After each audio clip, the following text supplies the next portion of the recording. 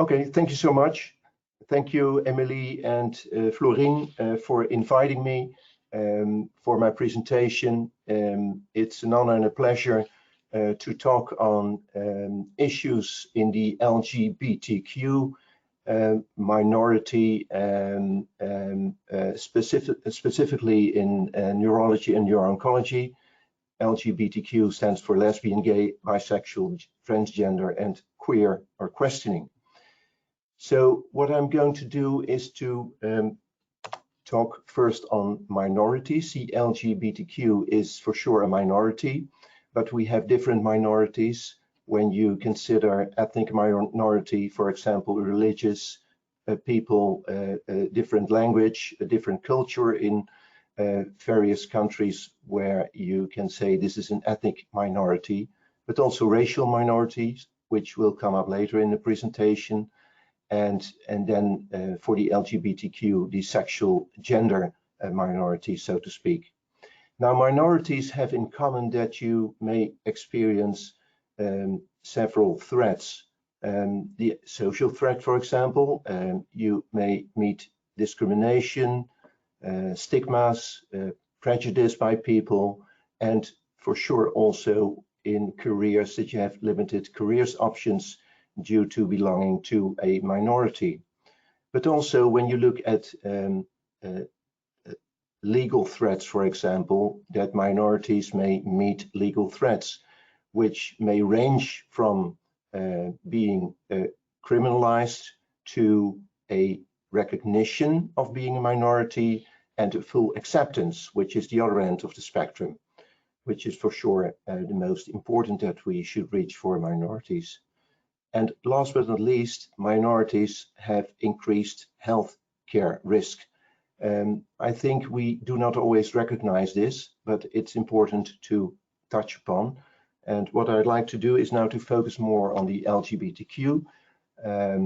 What I think characterizes this minority is that we are increasingly more visible, and the awareness is there because I think in the media, in politics, and academia, the LGBTQ is well represented, which also has to do maybe with a relatively high educational level.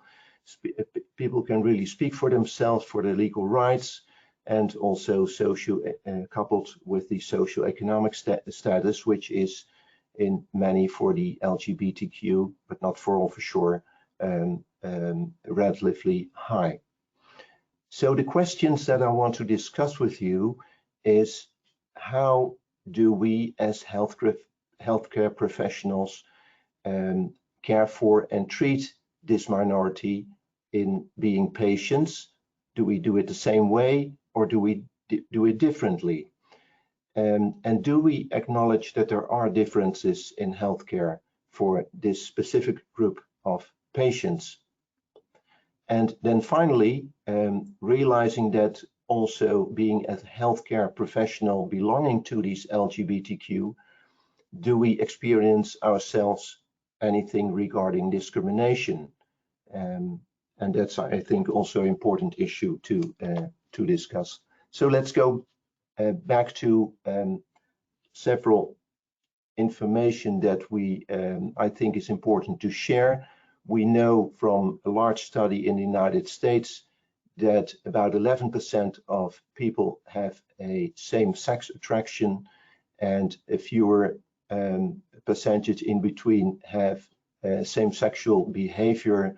And if you look at the total population, about 3.5% identifies him or herself as LGBTQ. And I think this is about the same what I recognize in Europe as well, and I guess it will be worldwide the same.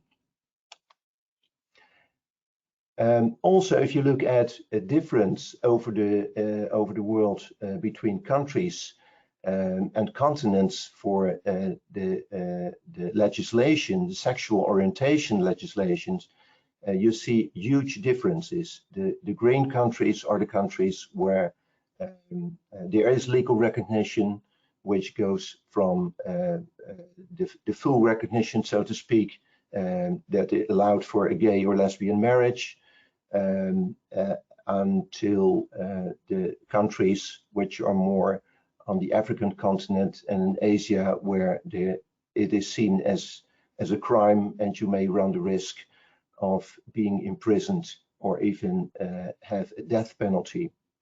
And for sure, we should realize that within countries, although the legislation may be perfect, for example, as we have in the Netherlands, we also realize that there may be huge differences between, for example, the city of Amsterdam, where it's extremely liberal, as compared to the more rural areas, also in the Netherlands, where there is much more social discrimination for the LGBTQ.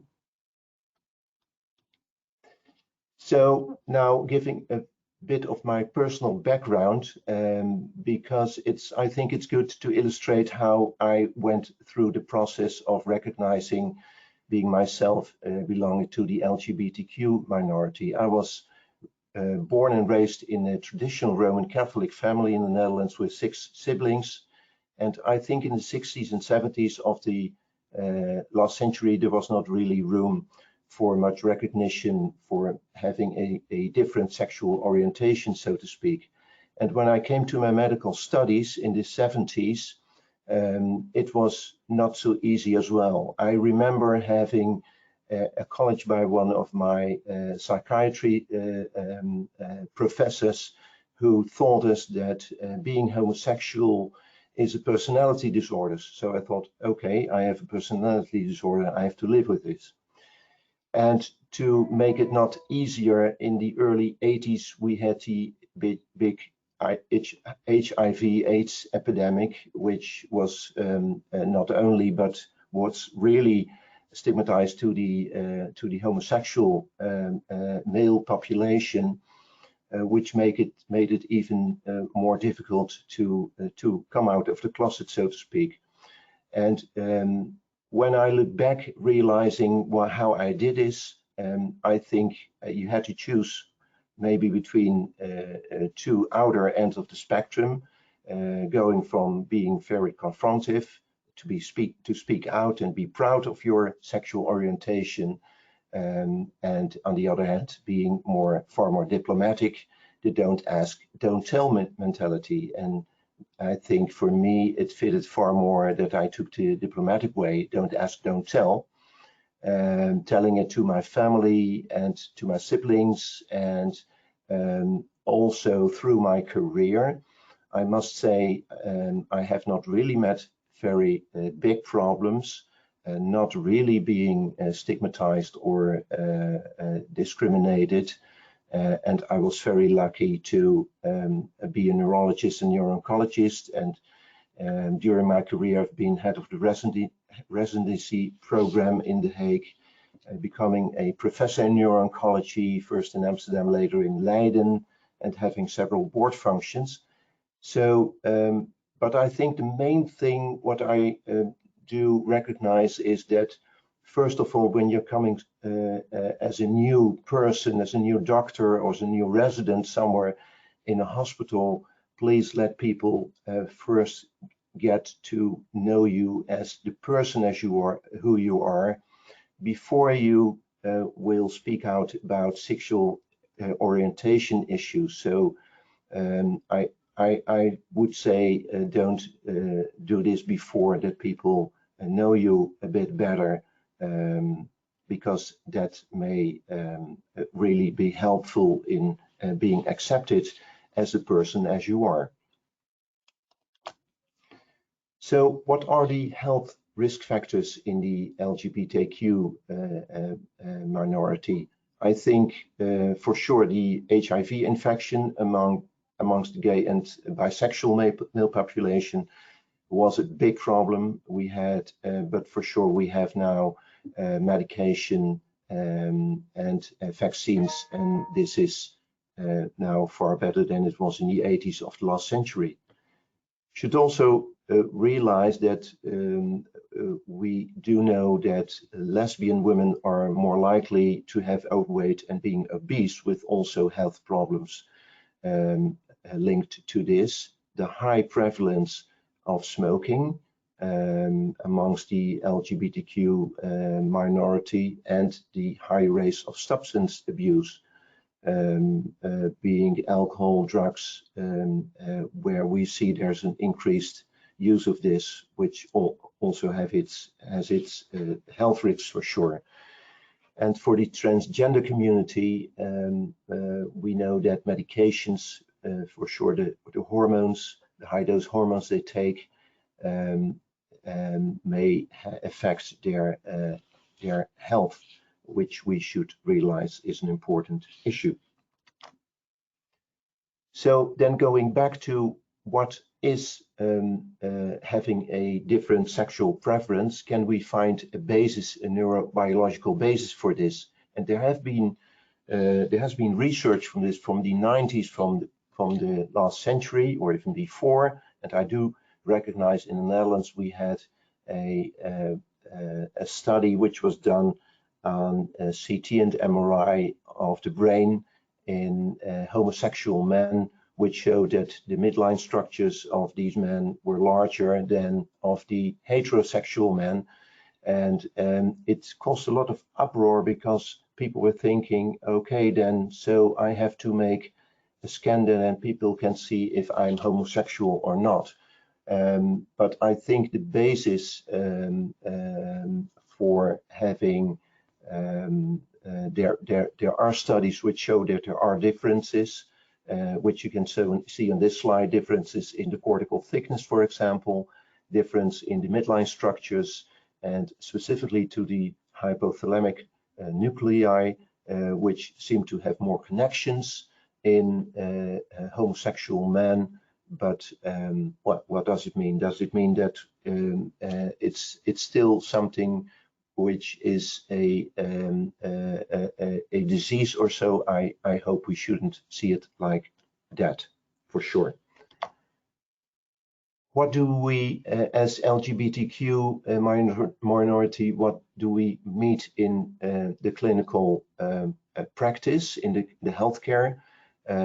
What you see on this slide is, on the left side, the LGBTQ as a overall populations. More than 50% do experience discrimination in the healthcare settings, which is even higher for the transgender people, being refused the needed care. To give examples, healthcare professionals are not willing to touch these patients, excessive precautions, as we now see also in the COVID pandemic, so to speak, or the use of abusive or harsh language, or even physical threats. And that has led to, based on a study which was published in 2019, that about a third of the LGBTQ, and specifically more than 3/4 of the transgenders, are hesitant to share their sexual orientation when they come to a doctor. Now, I think we have a very nice report from the Americans, from the American Academy of Neurology, sending out a survey to members.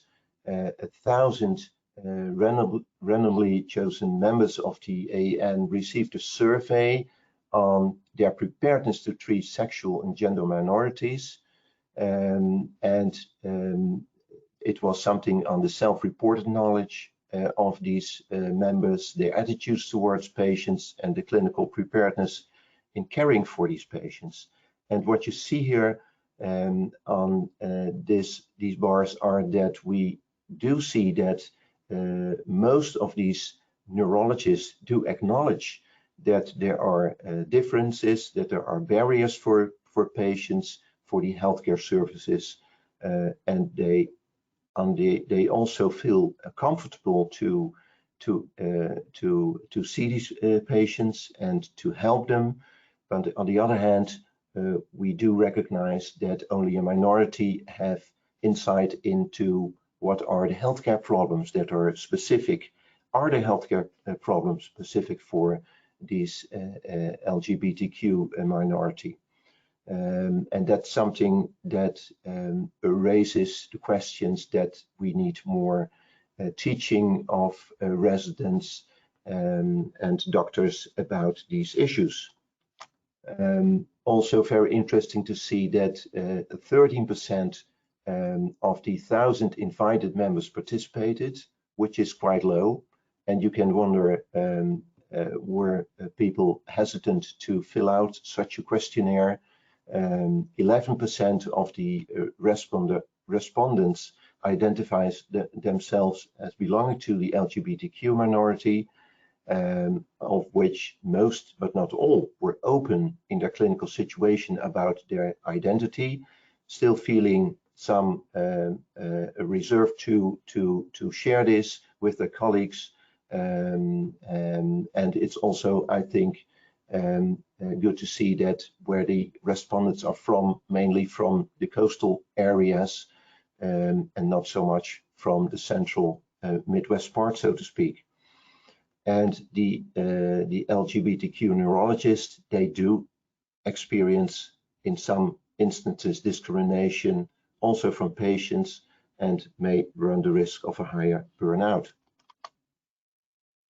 So what I think would be important that not only speaking about this, because I think it's very important that we do this as in IANO, that we talk about these issues and we make clear that it should be visible also in our society and also in the teaching of the new doctors and the neuro-oncologists, the increasing awareness of healthcare risks, and to understand what's the pathogenesis behind this, and also that we need to teach our colleagues an appropriate attitude towards these patients, as being the same to all kinds of patients.